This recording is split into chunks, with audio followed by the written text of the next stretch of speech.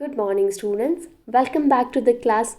आज हम पढ़ेंगे हिंदी का एक पार्ट, लेकिन उससे पहले हम बात करते हैं कुछ खेलों के बारे में। जैसे कि आपकी स्क्रीन पर आप देख पा रहे हैं, लिखा हुआ है आउटडोर स्पोर्ट्स। आउटडोर स्पोर्ट्स कौन से खेल होते हैं? वो खेल जो हम बाहर मैदान पर खेलते हैं, जैसे कि टेनिस, हॉकी है, सर्फिंग है, फुटबॉल है, पोलो है, गोल्फ है, क्रिकेट है, साइकिलिंग है। तो ये सारे खेल हम कहाँ खेलते हैं? ये सारे खेल हम मैदान में, पानी में, सड़क पर खेले जाते हैं। ठीक है, इसीलिए हमें इसे आउटडोर, जो कि बाहर खेले जाने वाले खेल कहते हैं। और दूसरे खेल होते हैं इंडोर स्पोर्ट्स। इंडोर मतलब जो एक छत के नीचे, चार दीवारी और छत के अंदर खेले जाते हैं, जैसे कि जूडो है, बैडमिंटन है, चेस है। ये आप घर पर भी बैठ के खेलते हैं, है ना। तो बास्केटबॉल है, हैंडबॉल है, जिम्नास्टिक्स है, बॉलिंग है। तो ये सारे खेल आप एक चार दीवारी के अंदर और छत के नीचे खेलते हैं। और कुछ जो खेल हैं वो आप घर पर भी खेल सकते हैं आसानी से बैठकर, है ना। तो आज हम क्यों इन स्पोर्ट्स और इन खेलों की बात कर रहे हैं बच्चों? क्योंकि जो आज का हमारा हिंदी का पाठ है वो इसी पर आधारित है। अभी मैं आपको एक फ़ोटो दिखाती हूँ, आपने मुझे बताना है कि वो कौन से खेल की फ़ोटो है। ठीक है, अब आपने मुझे बताना है कि ये जो फ़ोटो है, इसको देखकर आपको क्या लग रहा है? ये कौन से खेल में, कौन सा खेल इस तरीके से खेला जाता है? सोचो सोचो बच्चों। तो हाँ, बिल्कुल सही, ये जो खेल है ये है क्रिकेट। आपने ये बहुत बार टीवी पर, अपनी टीवी की स्क्रीन पर देखा होगा। आपके घर में आपके जो पेरेंट्स हैं, मम्मी पापा हैं, या आप खुद, जिसको क्रिकेट बहुत पसंद है वो क्रिकेट देखता है। तो क्रिकेट का जो खेल का मैदान है वो कुछ इस तरीके से दिखता है। यहाँ बल्लेबाज होते हैं, है ना, यहाँ बॉल होती हैं, ये विकेट होती हैं, ये एम्पायर होते हैं। और ये सब खिलाड़ी क्या कर रहे होते हैं? फील्डिंग कर रहे होते हैं।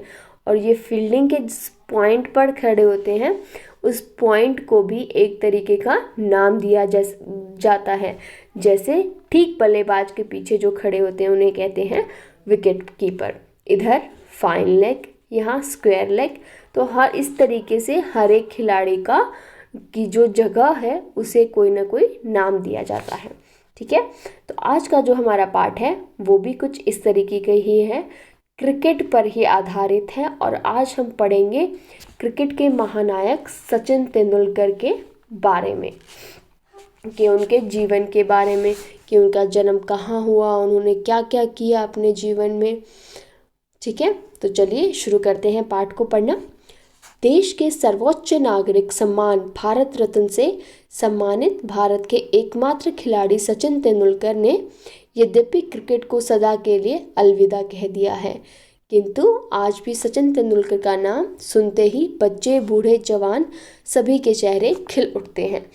तो बच्चों, जो हमारे सचिन तेंदुलकर हैं, उन्हें देश का सर्वोच्च नागरिक माने वो नागरिक जिसने देश का बहुत नाम किया हो दुनिया में, और उस नागरिक को जो पुरस्कृत किया जाता है उस अवार्ड का नाम होता है भारत रत्न। तो सचिन तेंदुलकर हमारे देश के एकमात्र ऐसे खिलाड़ी हैं, सिर्फ अकेले ऐसे खिलाड़ी हैं जिन्हें भारत रत्न का खिताब दिया गया है। ये वैसे तो सचिन तेंदुलकर अभी क्रिकेट से को अलविदा कह चुके हैं, रिटायरमेंट ले चुके हैं, लेकिन आज भी अगर आप सचिन तेंदुलकर का नाम लेंगे तो बच्चे, बूढ़े, जवान हर कोई उन्हें जानता है और हर कोई उनका खेल देखना चाहता है। क्रिकेट की चर्चा और सचिन का नाम न आए ऐसा संभव ही नहीं। जब भी हम क्रिकेट की बात करते हैं, किसी के साथ भी बात करते हैं, तो हर कोई, यद्यपि आज आप लोग उन्हें खेलते हुए नहीं देख पाएंगे, लेकिन उनका नाम सब बच्चों और बूढ़ों को पता होता है। सचिन और क्रिकेट को पर्याय मान लिया गया है। पर्याय क्या होता है बच्चों? पर्यायवाची शब्द हमने किए थे जब हमारा एग्जाम था। पर्यायवाची शब्द कैसे? जैसे कि फूल कहें या पुष्प कहें, लेकिन है तो वो फूल ही। तो उसी तरीके से सचिन और क्रिकेट को एक ही मान लिया गया है कि सचिन और क्रिकेट एक ही है। ठीक है। भारतीय क्रिकेट के महानायक मास्टर ब्लास्टर सचिन तेंदुलकर दुनिया के सर्वश्रेष्ठ बल्लेबाज माने जाते हैं। तो भारतीय क्रिकेट के महानायक को क्या कहा जाता है? मास्टर ब्लास्टर भी कहा जाता है। सचिन को मास्टर ब्लास्टर के नाम से भी दुनिया जानती है। सर्वश्रेष्ठ बल्लेबाज माने जाते हैं, ये दुनिया के सबसे अच्छे बल्लेबाज माने जाते हैं। उनकी शानदार तकनीक और चमत्कारिक बल्लेबाजी को देखकर लोग आश्चर्यचकित रह जाते थे। तो जब सचिन खेलते थे तो उनकी तकनीक किसे कहा जाता है? जो उनके खेलने का जो तरीका है उसे हम तकनीक कहेंगे। और चमत्कारी माने जैसे वो फटाफट, जैसे एक कोई चमत्कार होता है कि अभी चौका लगा, छक्का लगा, उनकी बल्लेबाजी को देखकर सब लोग दंग रह जाते थे, आश्चर्यचकित रह जाते थे और उनको देखते ही रहते थे। भारत क्या, दुनिया भर के क्रिकेट प्रेमी उनकी बल्लेबाजी का नज़ारा देखने को उत्सुक रहते हैं। तो बच्चों, न सिर्फ भारत के लोग बल्कि दुनिया के लोग के जो क्रिकेट को पसंद करने वाले लोग हैं उन्हें क्रिकेट प्रेमी कहा जाता है। उनकी बल्लेबाजी का नज़ारा देखने के लिए उत्सुक रहते थे, हमेशा देखना चाहते थे कि वो कब खेलेंगे। लिटिल मास्टर सचिन का जन्म 24 अप्रैल 1973 को मुंबई में हुआ। तो सचिन को लिटिल मास्टर भी कहा जाता है। तो लिटिल मास्टर सचिन का जन्म कब हुआ? 24 अप्रैल 1973 को मुंबई में हुआ। उनके पिता प्रोफेसर रमेश तेंदुलकर मुंबई के कृति कॉलेज में मराठी पढ़ाते थे और माँ रजनी कोठारी भारतीय जीवन बीमा निगम में कार्य करती थी। तो जो सचिन तेंदुलकर के पिताजी हैं वो क्या करते थे? वो एक प्रोफेसर थे, टीचर थे जो कॉलेज में पढ़ाते थे मराठी। और उनकी माँ, उनका नाम क्या था? उनकी माताजी का नाम था रजनी कोठारी, जो भारतीय जीवन बीमा कंपनी है उनमें कार्य करती थी। सचिन अपने भाई बहनों में सबसे छोटे थे। सचिन के भाई बहन थे, उनमें सबसे छोटे कौन थे? सचिन। उनके दादा ने मशहूर संगीतकार सचिन देव बर्मन के नाम पर ही पोते का नाम सचिन रखा। तो सचिन के जो दादा हैं उन्होंने सचिन का नाम कैसे रखा? एक मशहूर संगीतकार सचिन देव बर्मन हुआ करते थे, उनके नाम पर ही, उनका नाम देखते हुए ही उनके दादा ने अपने पोते का नाम सचिन रखा। शायद इसीलिए क्रिकेट और परिवार के अलावा सचिन को संगीत सबसे अधिक पसंद है।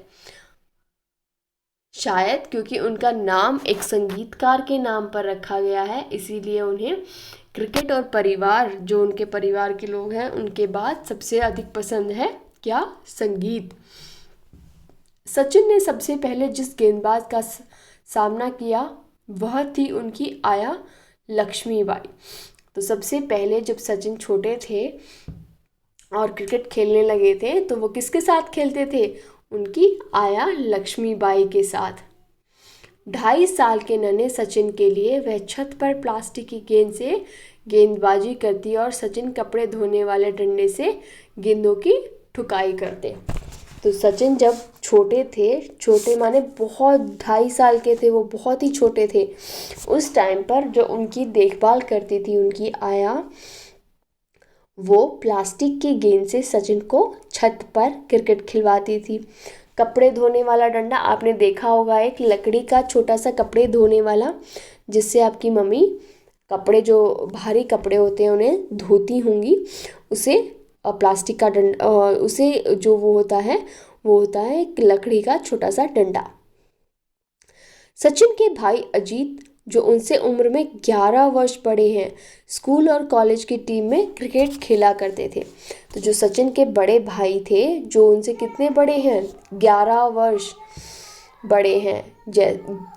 तो जब सचिन 1 साल के हुआ करते थे तो सचिन के भाई कितने बड़े थे उनसे? 12 साल के। तो तब वो स्कूल और कॉलेज की टीम में क्रिकेट खेला करते थे। उनका कहना है कि सचिन बचपन में बड़ा शरारती और चपल था। तो वो कहते हैं कि जब बचपन में सचिन छोटे थे तब वो बहुत ही क्या थे? शरारती और चपल माने चंचल, जो एक जगह बैठता नहीं है ना, इधर से उधर कूदते रहते हैं, उन्हें कहा जाता है चपल। कभी एक जगह टिकता नहीं था, चक्कर लगाता रहता था। कभी एक जगह बैठते नहीं थे और इधर उधर भागते रहते थे। उसे शुरू से आउटडोर गेम पसंद थे। आउटडोर गेम जैसे कि मैंने पाठ की शुरुआत में आपको बताया, जो खेल घर से बाहर मैदान में खेले जाते हैं उन्हें हम कहते हैं आउटडोर गेम। तो सचिन को भी आउटडोर गेम पसंद थे। उसमें लड़ने जूझने की प्रवृत्ति के साथ दोस्तों के लिए सच्ची लगन और लगाव भी था। तो सचिन में लड़ने जूझने की प्रवृत्ति, प्रवृत्ति माने मन का झुकाव, मतलब जिस तरीके से जो आपका मन करता है करने का।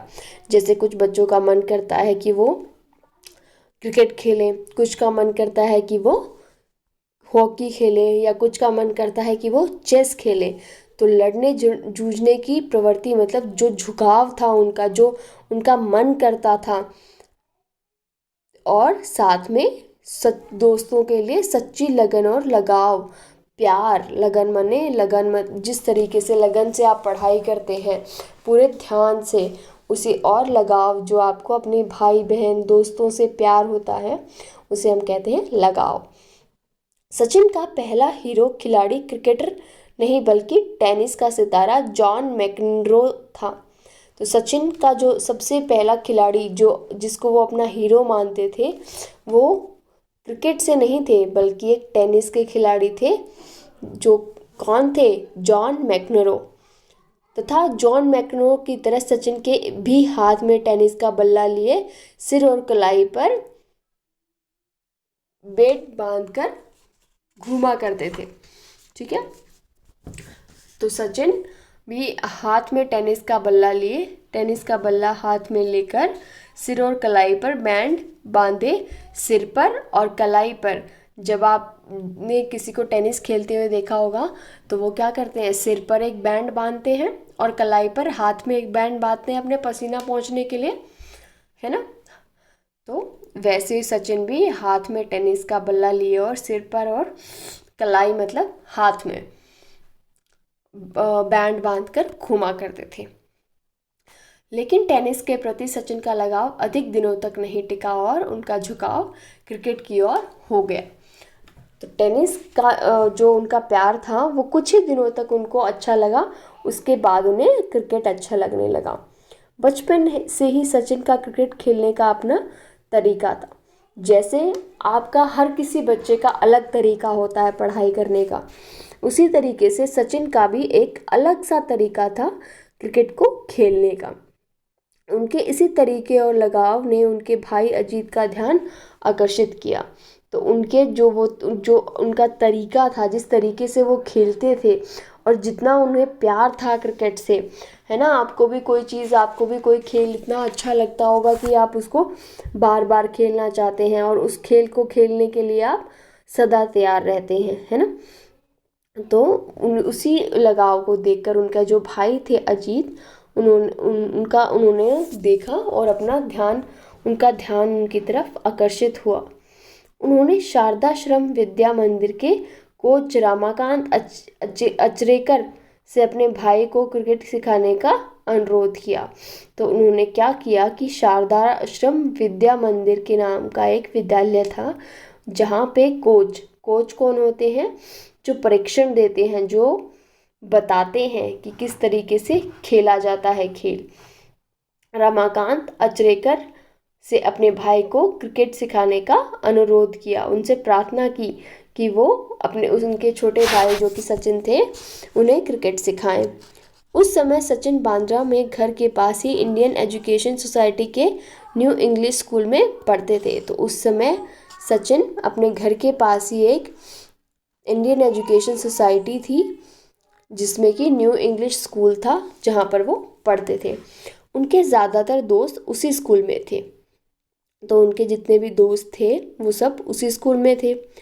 कोच अचरेकर ने सचिन के पिता को उनका दाखिला शारदा आश्रम में करवाने की सलाह दी। तो कोच ने उनके पिता से कहा कि जो सचिन हैं उन्हें आप शारदा आश्रम में उनका एडमिशन करवा दें। शारदा आश्रम मुंबई में क्रिकेट खिलाड़ी बनने की फैक्ट्री के नाम से प्रसिद्ध था।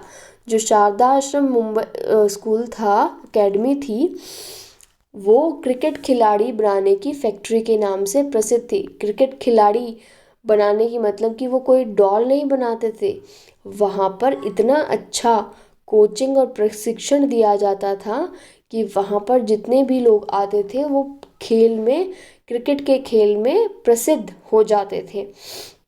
तो वहाँ से खूब सारे जो क्रिकेटर हैं, जो भी बच्चे क्रिकेटर बनना चाहते हैं, वो वहाँ जाकर क्रिकेट सीखते थे और वहाँ से क्रिकेटर बनकर निकलते थे। प्रोफेसर रमेश ने इस बात का निर्णय बेटे पर ही छोड़ दिया। तो जो उनके सचिन के पिता थे, उन्होंने अपने बेटे से पूछा और उनसे बोला कि आप निर्णय लो। निर्णय मतलब कि फैसला लो कि आपको इसी स्कूल में पढ़ना है कि आपको जो शारदा आश्रम जहाँ पर क्रिकेट सिखाया जाता है वहाँ पर जाकर पढ़ना है। शारदा आश्रम सचिन के घर से बहुत दूर था। तो जो ये शारदा आश्रम स्कूल है, ये सचिन के घर से बहुत ज़्यादा दूर था।